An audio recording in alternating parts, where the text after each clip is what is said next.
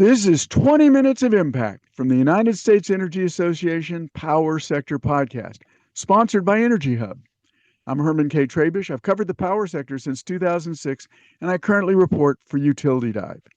In this episode of the podcast series on virtual power plants, or VPPs, my guest is Sachu Constantine, Executive Director of Clean Energy Policy Advocates Vote Solar. Sachu is going to describe proposed changes to California's Demand-Side Grid Support, or DSGS program, which in 2025 delivered, I got to say, one of the most impressive U.S. demonstrations of VPP potential so far. In Sachu's three-decade career, he's been a research assistant with the Lawrence Berkeley National Labs, program manager for the Alliance to Save Energy, senior regulatory analyst with the California Public Utilities Commission, a market analyst for SunPower, and director of policy with the Center for Sustainable Energy. He's been Vote Solar's executive director since 2021. So, Sachu, give us a quick overview of the California Energy Commission-run DSGS program. When and why was it developed, and what resources does it incorporate?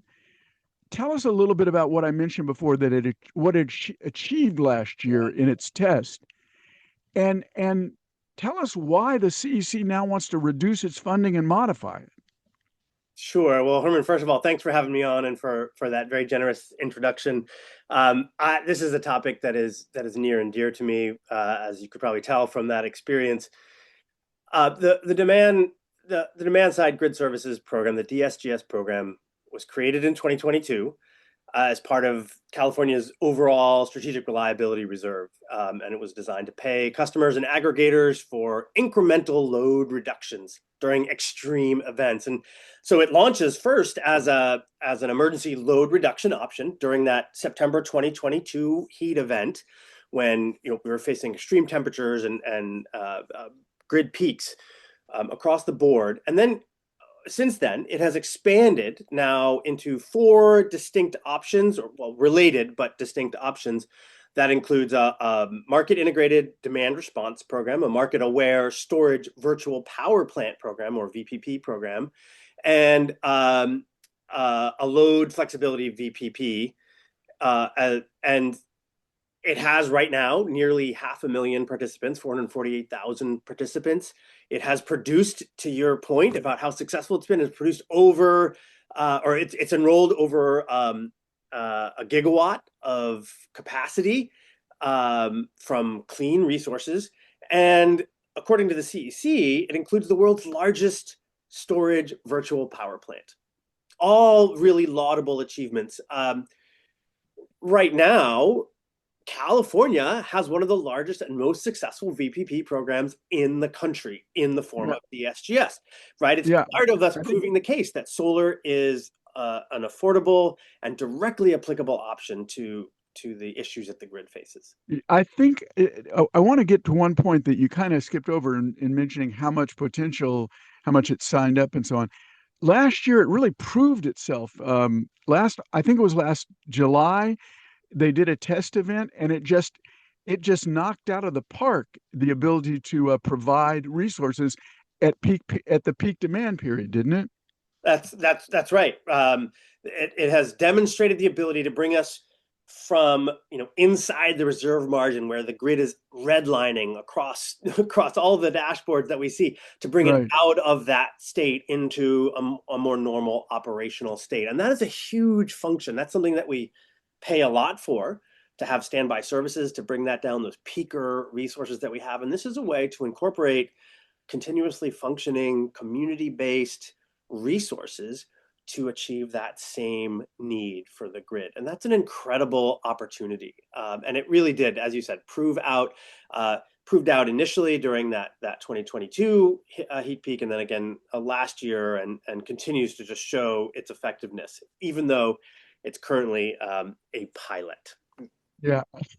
And just to put a period to that, just before this program began, we were getting all these messages from the commission and from our utilities: turn down your usage, turn down your usage.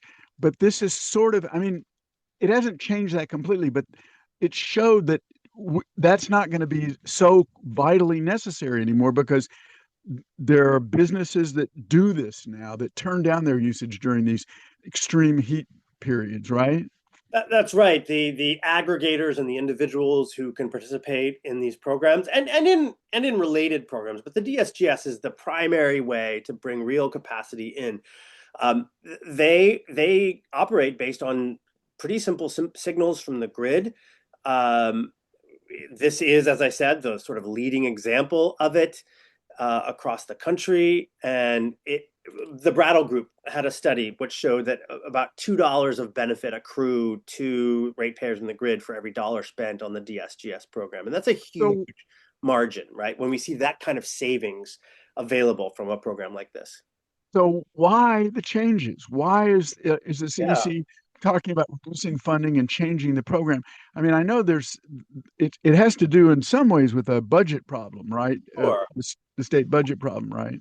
Sure, and I think the CEC has laid out several reasons why they think it needs to change, and the funding uncertainty is certainly a big part of it.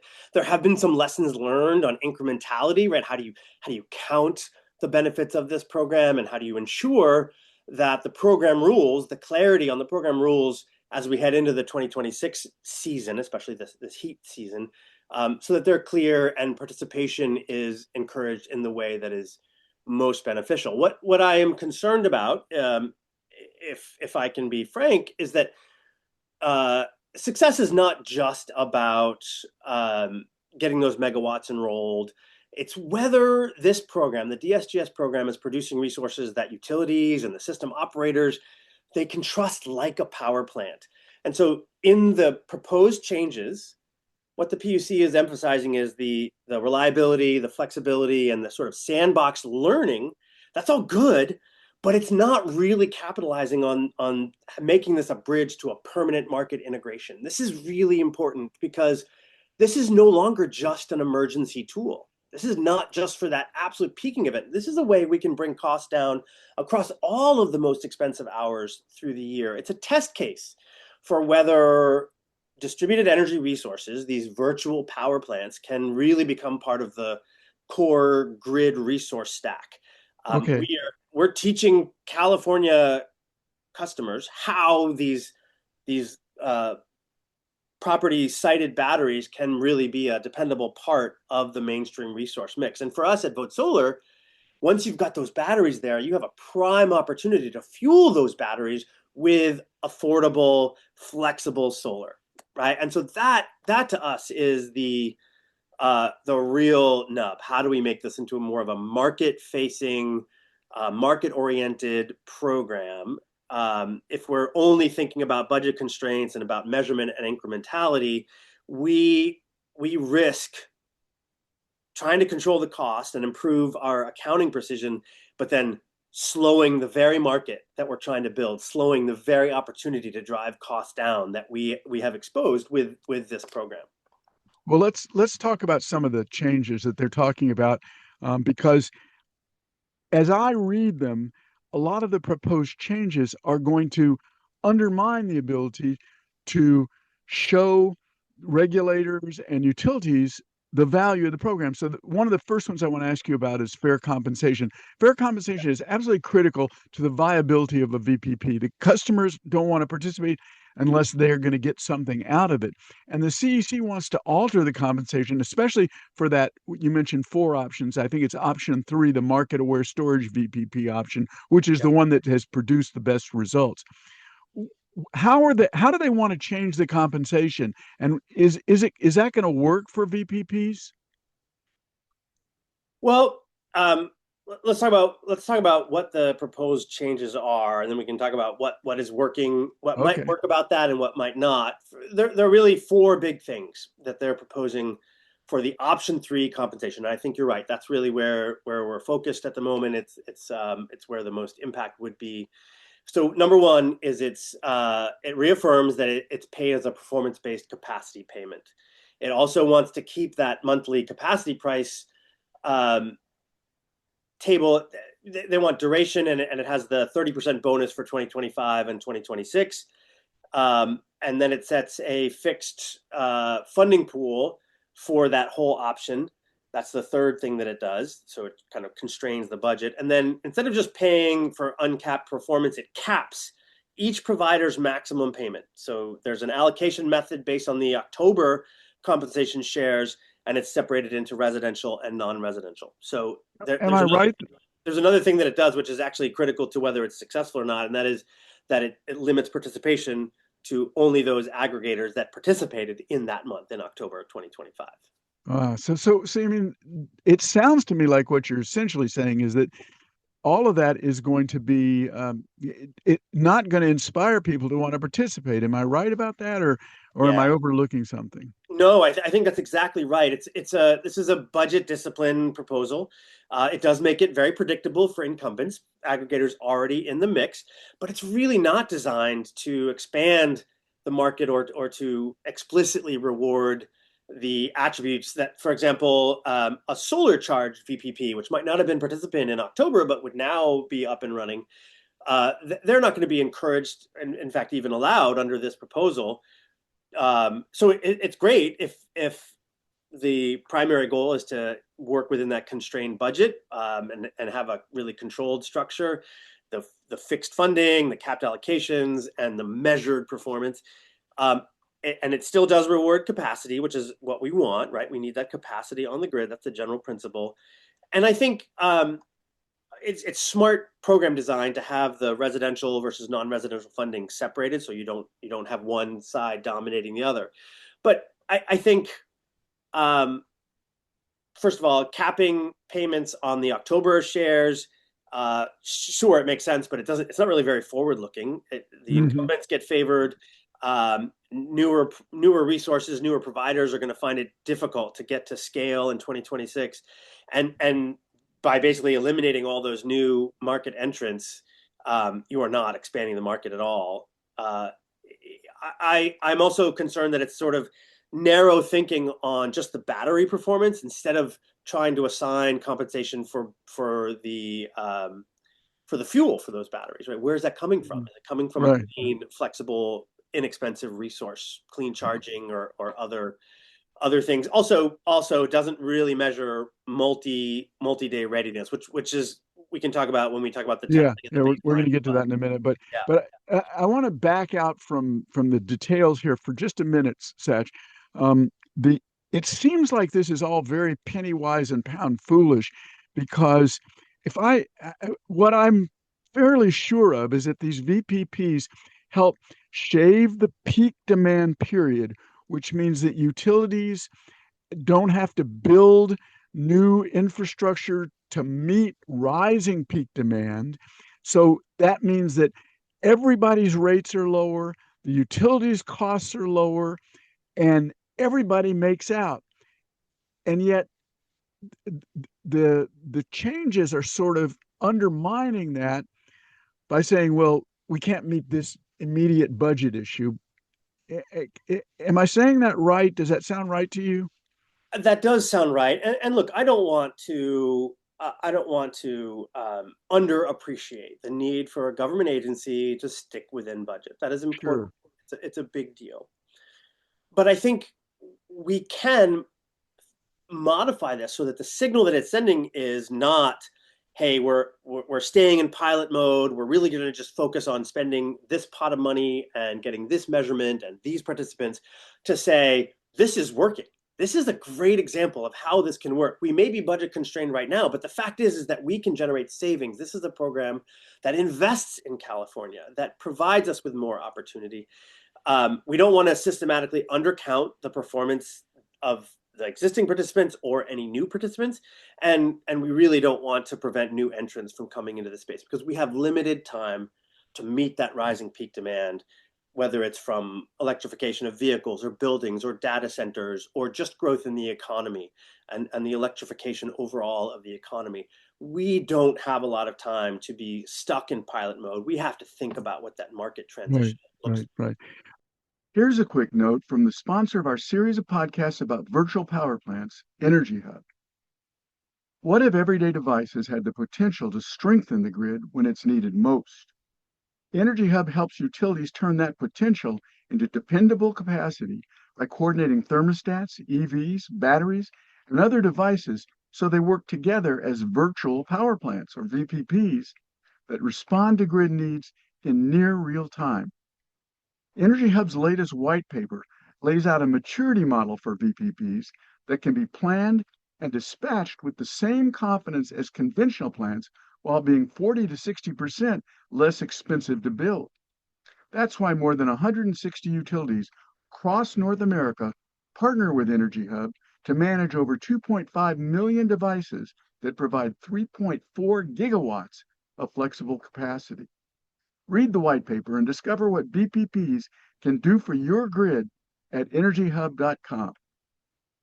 I want to ask you a kind of a wonky question. I don't want to spend a whole lot of time on it because I got a question in my mind beyond this one. But I noticed that one of the proposed changes was to change the baseline, what's called the baseline calculation of the what the VPP produces.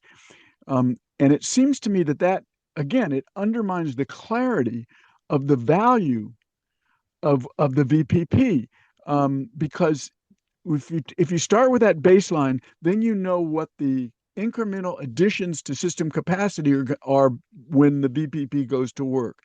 Um, can you say something just briefly, because it's very complicated to explain a baseline calculation, but am I right that that's a change that probably could be I don't know, rethought?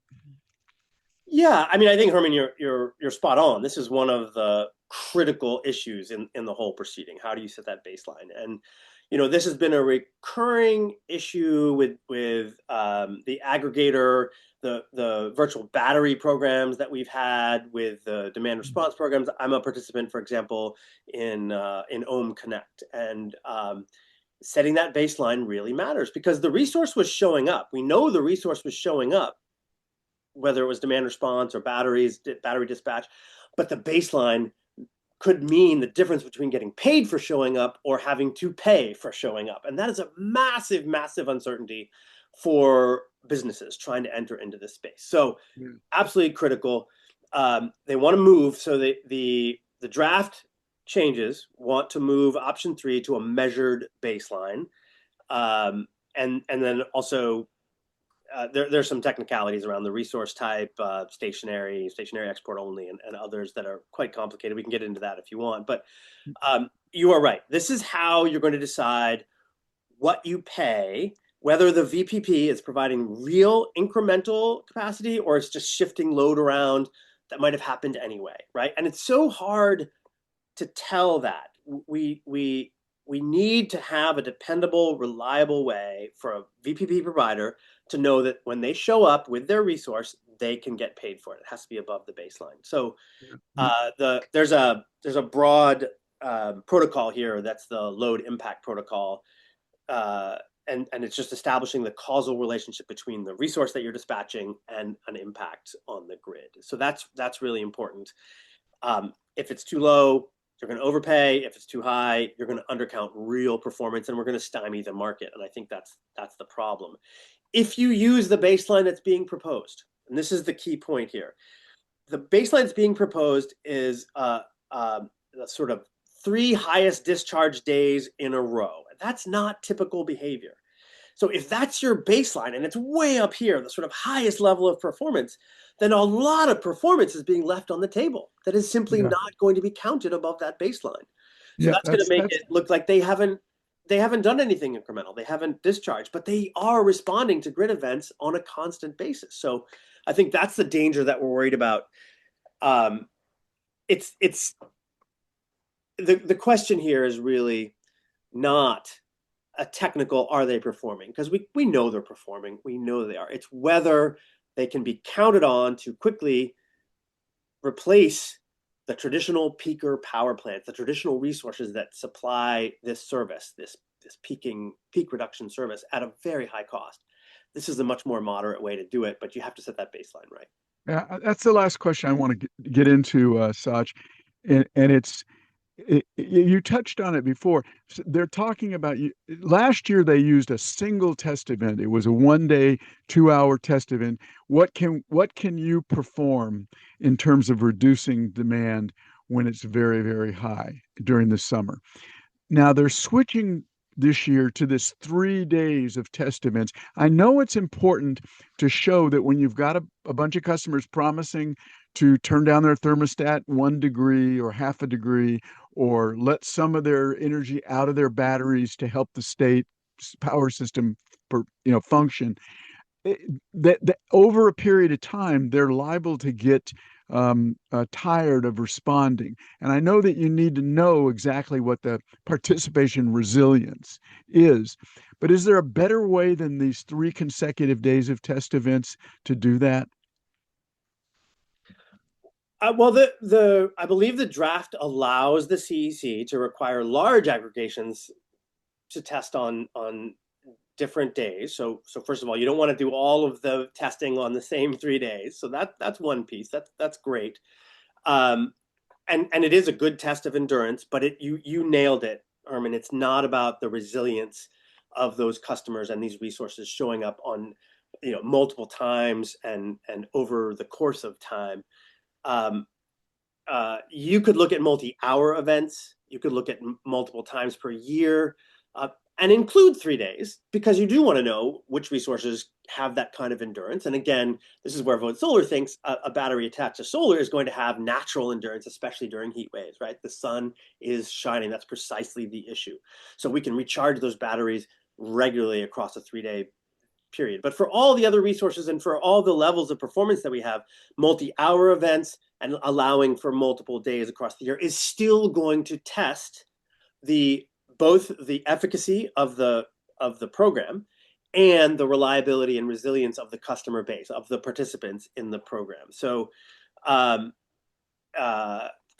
is suggesting in their comments that you can have separate days and 5-minute dispatch ramps for large aggregations. There's different things that you can test for that ought to be used in determining these baselines and the resource adequacy that's assigned to the customers. Okay. I don't want to go, I don't think we need to go too much deeper into that. And we've covered a lot of ground here, Sach. Did you want to say something else?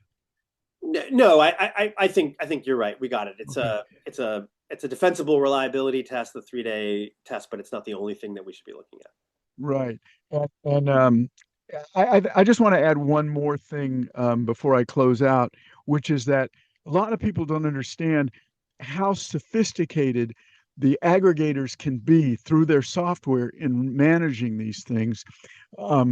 They have worked out a situation where maybe they know that a customer will be tired of doing all this for 2 hours, so they use half their customers for the first hour and the other half of their customers for the second hour, and it's even much more granular, their understanding of their customer groups, and that way. You mentioned, how many people did you say are enrolled in this? 400,000 or something? Is that what you said? Almost 450,000 people. Yeah. So you've got an enormous amount of population to vary and handle this. And the tests need to, I think, and I'm going to stop it here. I'm not even going to ask you for your response, Sach, but I really think the tests need to recognize the enormous capabilities that the software providers have developed to manage these things. But we'll do that let's do another podcast on that. Love okay. It. Love to. For now, I want to thank you. My guest has been Vote Solar Executive Director Sachu Constantine. He's described California's strikingly successful DSGS VPP program and the changes to it that are recently proposed by the California Energy Commission. I also want to thank our sponsor, Energy Hub, my producer, Melissa Brown. And as always, I want to thank our listeners for taking the time to check out the USEA Power Sector Podcast. Don't forget to subscribe, follow, and share with everybody you know our quest for energy transition solutions.